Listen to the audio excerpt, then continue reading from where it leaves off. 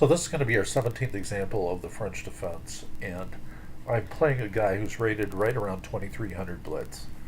This individual I've beaten a number of times. It seems no matter what, I beat this person.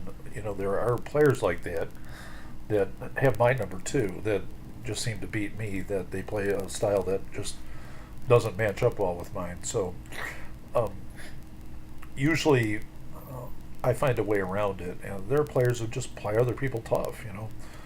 Korchnoi played Tal really tough, so um, you don't want somebody to lock me up. That my big fear is that I don't want to get all locked up in a big positional struggle where everybody's playing with it like a rook in the corner and no hope of ever activating a piece. Because to me, chess is not fun in that case.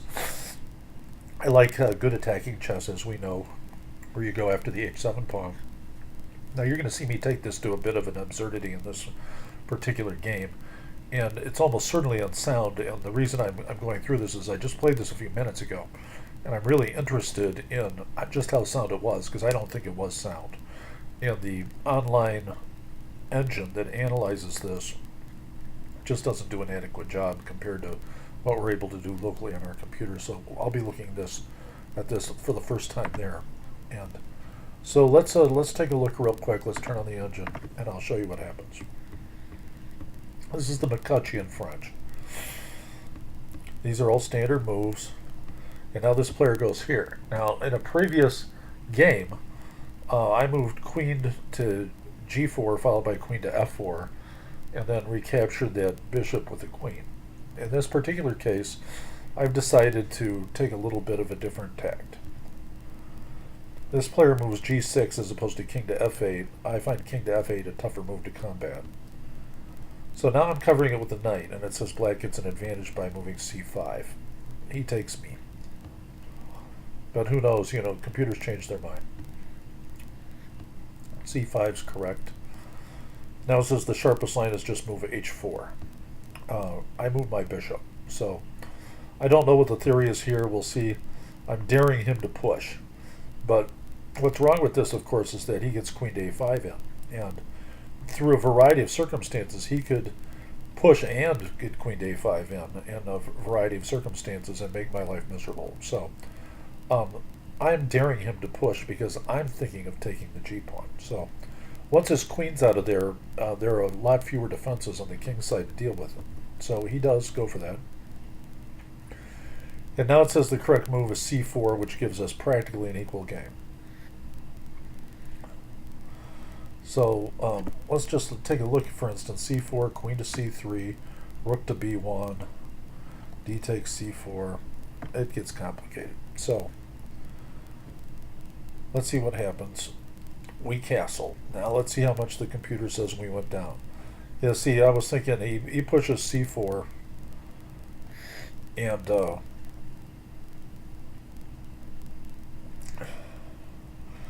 we push c4. Let's see, I castle. Okay.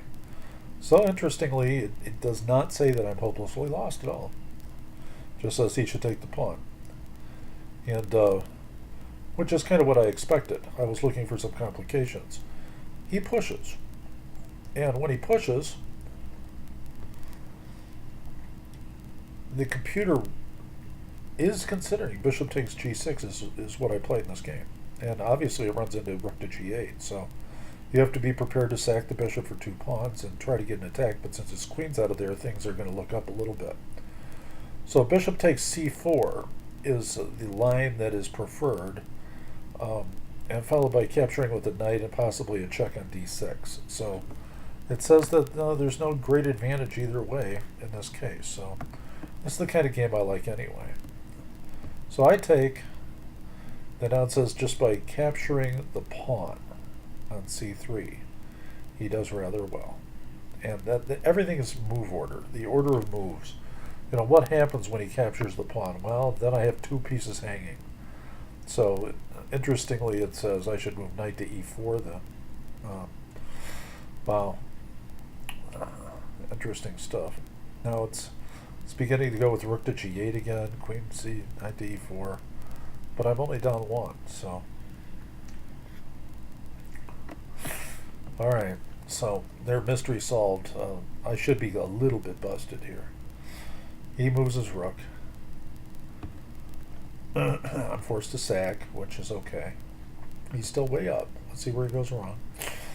Rook checks, king to g7. Now I had to take a while with this move, and I got it right. Rook and a to e1. You don't want to move the other rook, because after the capture on c3, that rook on a1's hanging. Now the right move, it says king to h7. Now queen to d8. Queen has to come back. So my initial feeling of, gee, the queen's out of there, it's a good time to sack, it's turning out to be prophetic. Except he's still up. So he moves his bishop. Now all of a sudden we have the even game. So now I'm going to bridge the rook, or lift the rook as they say these days. And interestingly, it says that there's a forced draw here if he moves king to h7. And that I should take it, which is not in my nature.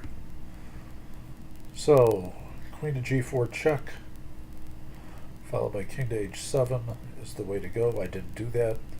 I came up with a slightly different tact. King to h7, queen to h4. There's an interesting idea. I didn't move that either. Huh. So I made a slightly inaccurate move here. You can move bishop to f7, which he doesn't do. And now I play f takes g3, which is the preferred move, it says. Which I'm glad. I could have tried to preserve things by taking otherwise, like with the queen. So queen takes c3. So the game is going to end here very quickly. Queen takes e6, queen to d4 check, king in the corner, knight to d7 saves him. He didn't move knight to d7. It says I move knight to f3, queen to b2, queen to e7 check. And through a whole variety of maneuvers, end up with almost nothing. He takes the knight, and this is mate. And now he resigns. So that was the end of this game. Evidently, he didn't see a mate in 5. Unfortunately, that's some players get to be 2300s through positional skills.